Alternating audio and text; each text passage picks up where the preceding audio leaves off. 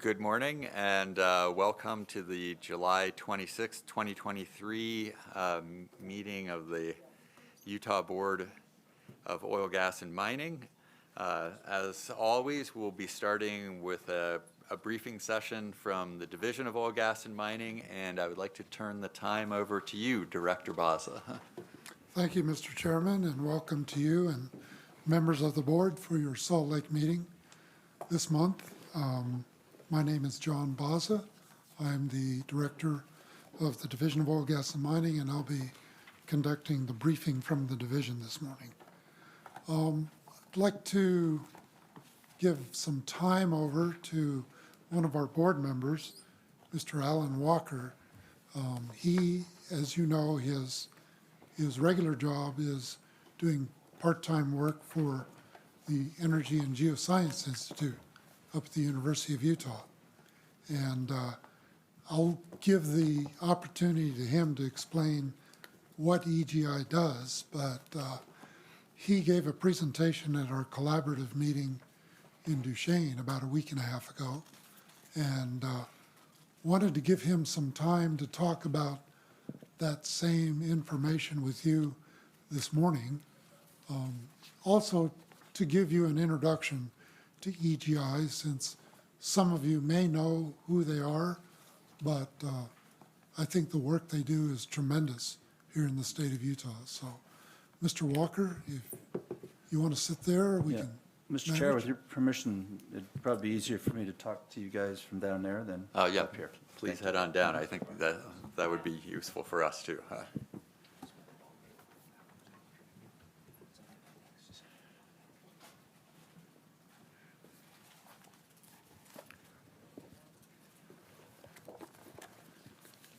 Just hit the button on that microphone.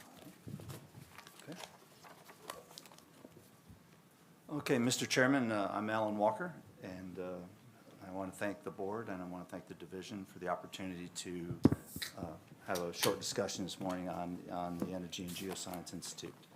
I'd like to go over a couple of highlights of our capabilities at the Institute, give you a quick update on the Utah Forge project, which is going on in Milford, but mostly I want to talk about our Resilient Energy Engineering Certification Program that we're rolling out at the university. And then talk briefly about our upcoming annual technical conference. Oops. Okay, how did I do that? Okay, just go. Okay. Okay.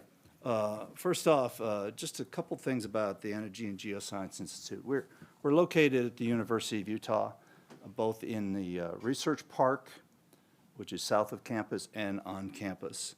We've been doing research for the Department of Energy, oil and gas industry, National Science Foundation, a lot of other government agencies since 1972, and we celebrated our 50th anniversary just last September, so we're just over 50 years old. During this time frame, we've done about $850 million worth of research, so we're doing about $1.5 million worth of research every month for all those parties. We have about 45 scientists currently, and they're engaged in geoscience for oil and gas, carbon science for enhanced oil recovery and storage, and also geothermal science. And if you wanted to learn more about what we do, you can always go to egi.utah.edu.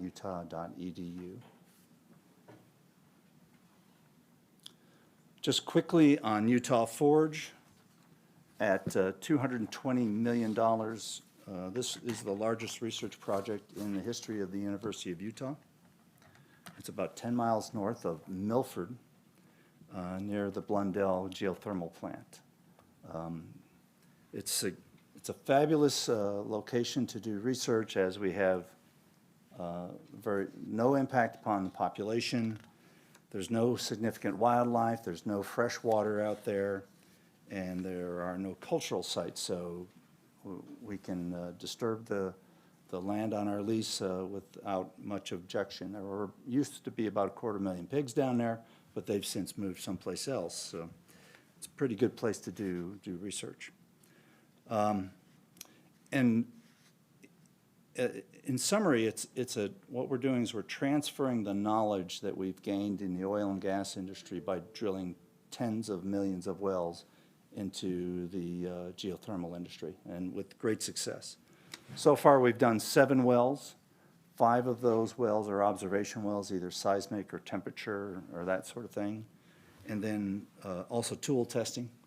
And then 2 of those wells are, one's an injection well, and we just finished drilling the production well.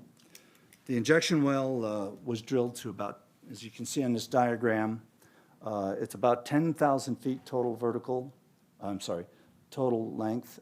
It's about 8,500 vertical, so it's deviated at the bottom.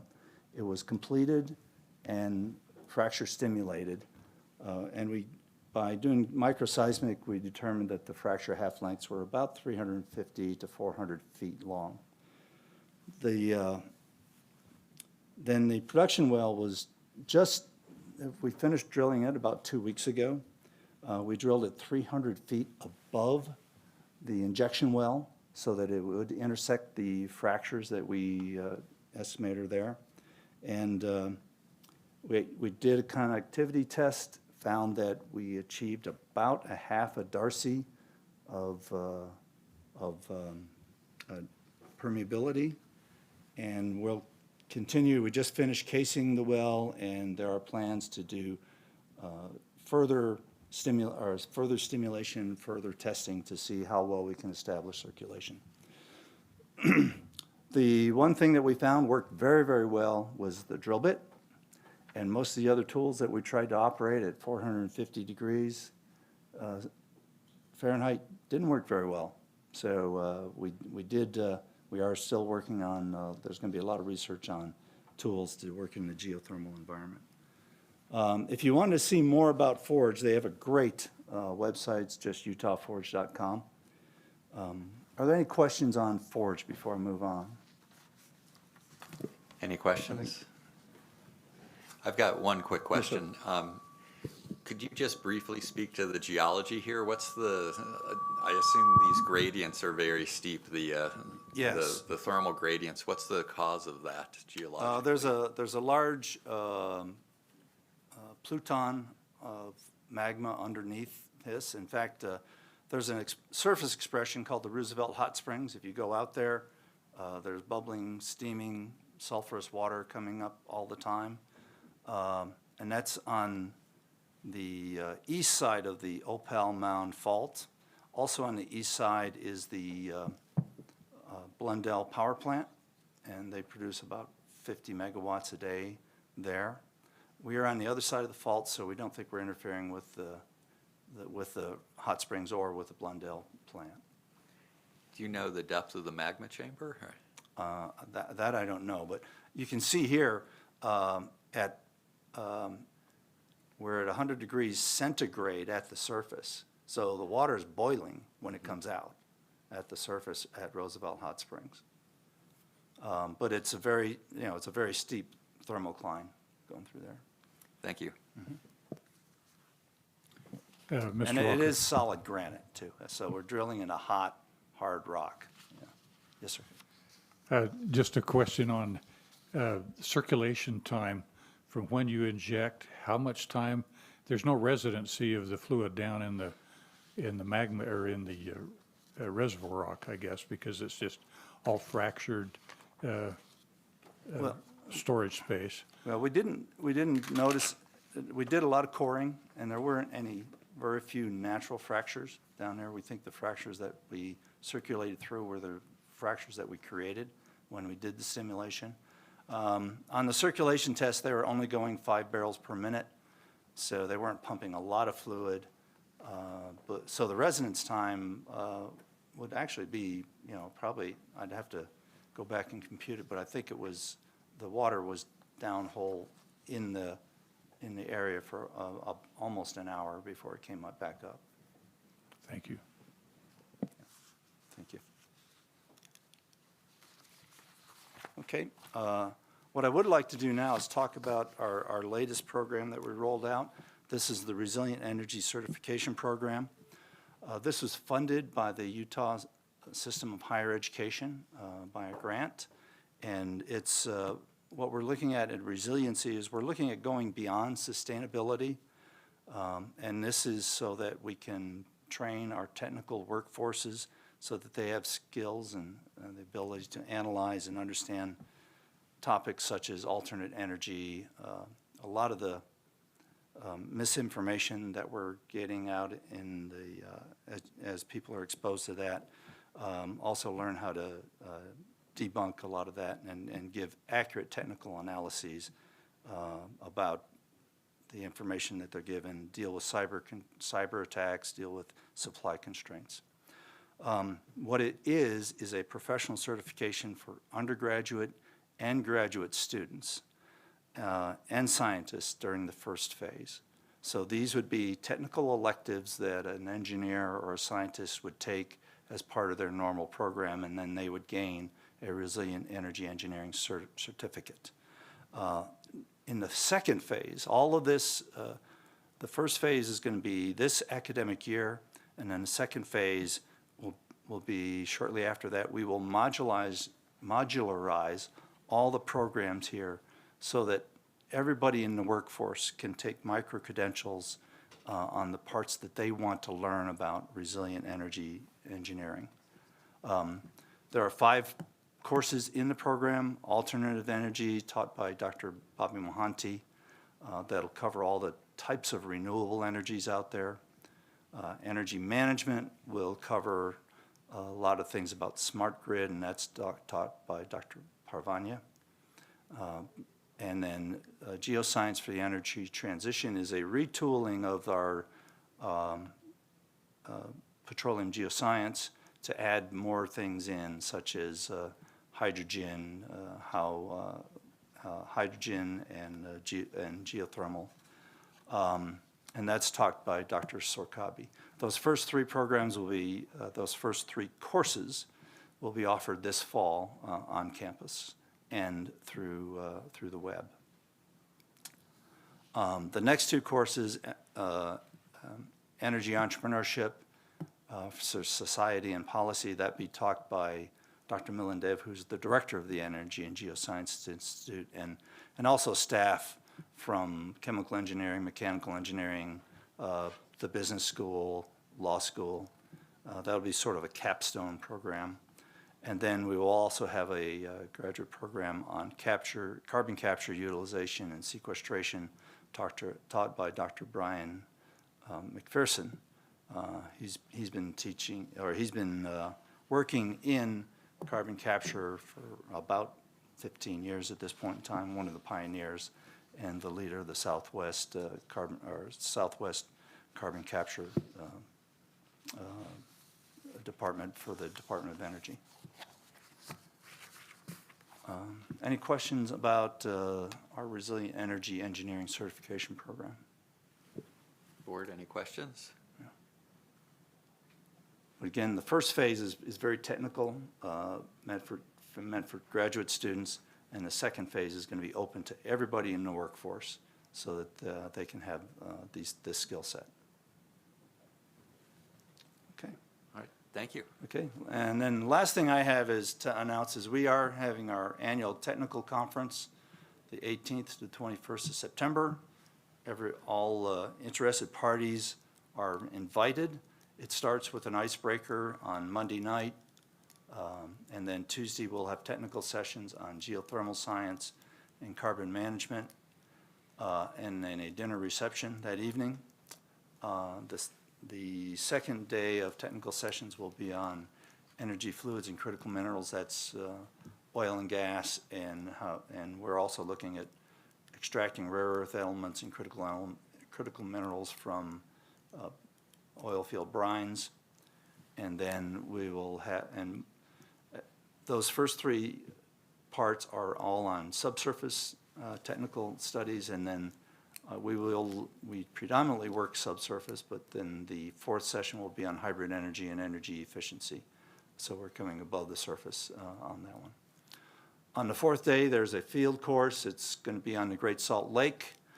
We will be going and studying the depositional history the archaeology and the current technical challenges regarding the Great Salt Lake. It'll go from here out to Knowles, Sand Dunes, Bonneville Salt Flats, a place called Danger Cave, which is right out by Wendover, and then we'll be getting out in some trenches and looking at the depositions in the alluvium out in the Great Salt Lake area. So it's a free conference. It is technical, so if you're interested in that sort of thing, please register. You can, the QR code's right there, and anybody can access that. You hit that QR code and you go right to the registration page. So, okay. I believe Julianne has sent all of you the PDF of Mr. Walker's presentation, so you can get the QR code off of that if you're interested. Yeah, I can confirm we did receive that. Okay. Stay up here for just a minute before you go back up. I wanted to take a minute because I was pleasantly surprised this past week.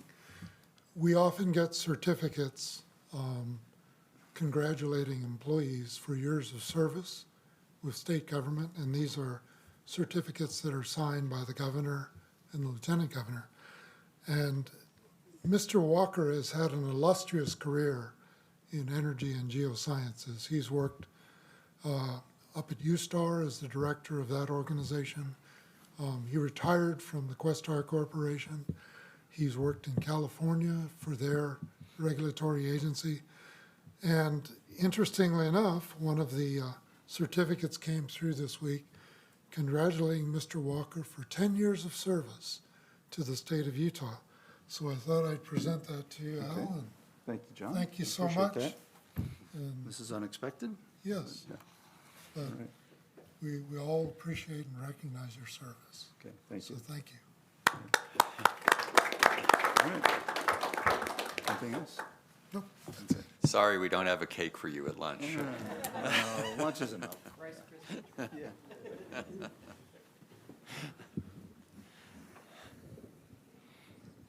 Thank you, Mr. Walker. Interestingly enough, Mr. Walker and I knew each other in our early days of engineering work for Amoco Production Company. We attended several training classes together in the Tulsa area at the Amoco Research Center.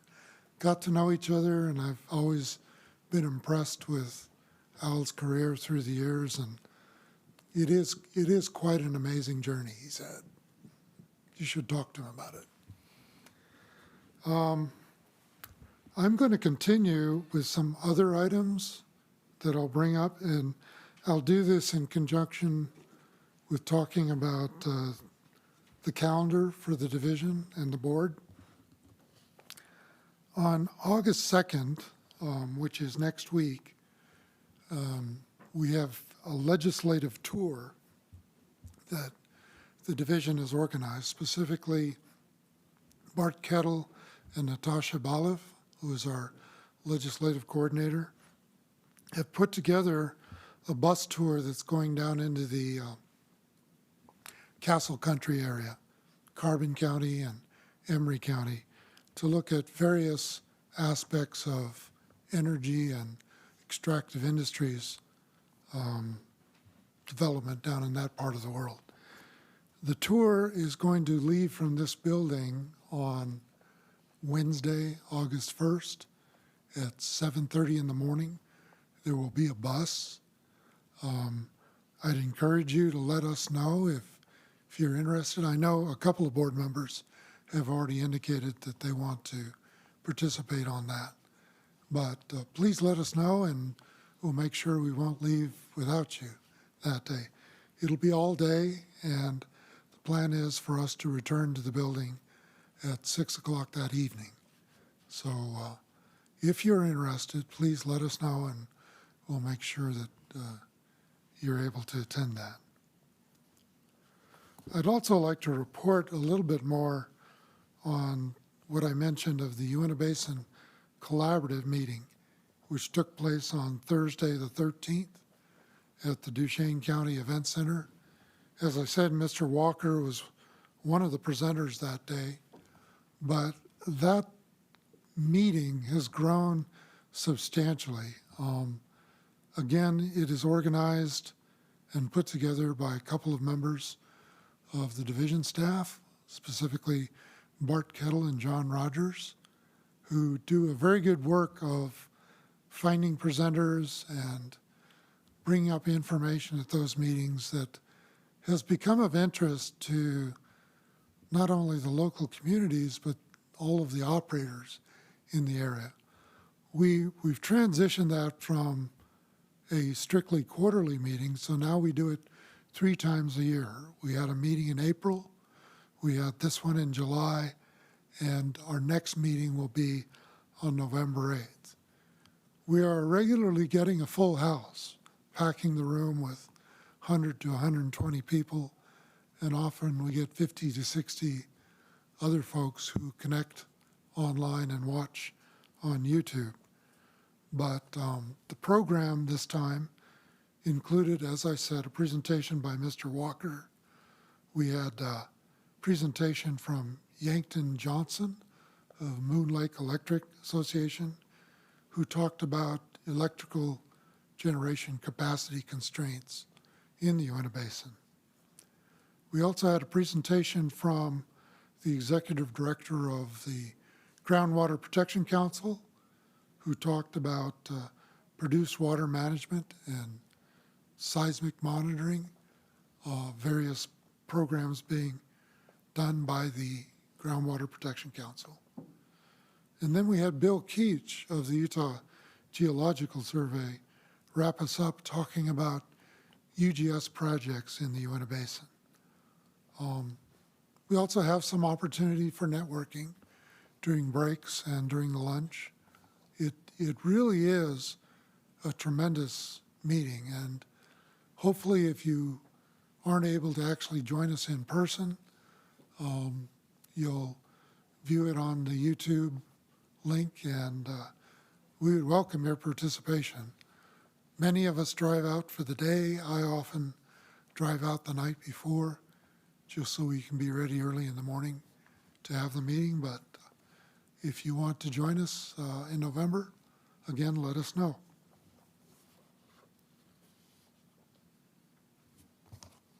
Last week in Salt Lake City, we had the annual conference of the Foundation for Natural Resources and Energy Law. And it used to be called the Rocky Mountain Mineral Law Foundation. It attracts a lot of attorneys throughout the Mountain West and even in other parts of the country, because the things they talk about are applicable to the extractive industries and energy law throughout the United States. We had a couple of our attorneys attend, and I would just encourage you to talk to them and see what items of interest they may have learned that will apply to work with this board into the future. But I think it's noteworthy to have that conference here in the Salt Lake area. It bounces around the western United States to various sites, but having it here in our backyard was an opportunity to have our legal assistants attend those. So just wanted to point that out to you. Also later this month, the division is doing its summer picnic, which we refer to as our annual achievement awards. It's an opportunity for us to recognize a noteworthy employee in the division for an annual award recognition for their service, and we'll be doing that on August 17th. And I'm forgetting the name of the specific park that we're at. It's either Big Cottonwood Park or Little Cottonwood Park in Salt Lake City, but I can get you the information on that. I'll email it to you if you haven't already seen it, but we would welcome your attendance and willingness to join us that day. It involves a catered lunch, and there'll be other activities for division employees. So if you would like to join us and celebrate the recognition of one of our division employees, please put that on your calendar. Again, Thursday, August 17th. Lastly, I'll mention at the end of August in the Uinta Basin, there is the Uinta Basin Energy Summit. I think it's on the 28th and 29th of August, if I'm getting the dates right. I know several board members have gone in the past, and we've handled the registration costs for those board members. If you are interested, please let us know. The requirement to register has changed a little bit, and there's actually a liability waiver that each registrant is expected to sign on their own. So would probably, pardon me? I have no idea. You know, maybe they don't want you to get a DUI after the party or something. I honestly don't know. But because of that, we'll have to have each of you register individually, but there is a discount code, and I believe they're allowing us to pay as a division for all of our registrants as a group. So we can provide you with that link so that you can do that registration on your own. But if you want, we will be providing transportation, and obviously for board members, we can cover your overnight hotel stays as well.